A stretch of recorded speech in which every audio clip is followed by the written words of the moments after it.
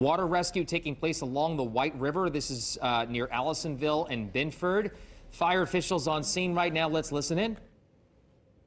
In the water, one of them was hanging onto a tree branch, and one of them was kind of in an area where he wasn't able to get out, but he wasn't moving either. So TAC 14 was dispatched to this area for water rescue. We arrived on scene and had both of the children out of the water within 25 minutes. The first child, a 13-year-old boy, was actually taken out by first responding crews with a rope. They threw him a rope and he grabbed onto it and he was able to walk out on his own.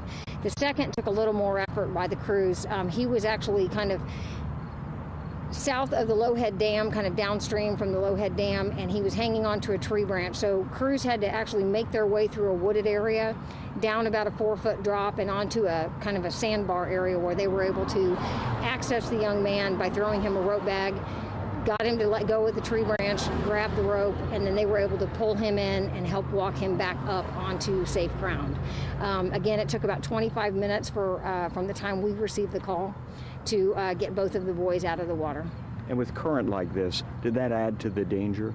It sure did. You know, from the standpoint of just the boys being in the water, the current is really, really rapid. The water is very high. There's absolutely no reason that they should have been playing in this water today.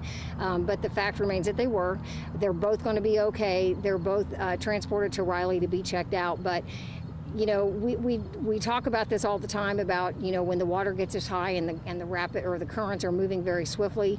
This current was actually moving on the top very swiftly. So again, it probably looked quite attractive to them. They thought they could get out there and have some fun in the water, but it is absolutely not a place that they should have been today.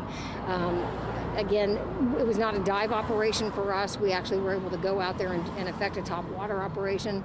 And both of the boys are extraordinarily lucky. We were in the time frame that I actually arrived on scene and placed eyes on the boys. The one boy that was hanging onto the tree branch, he was doing a great job, but he was getting pretty weak. So very, very fortunate outcome here today. Any idea how long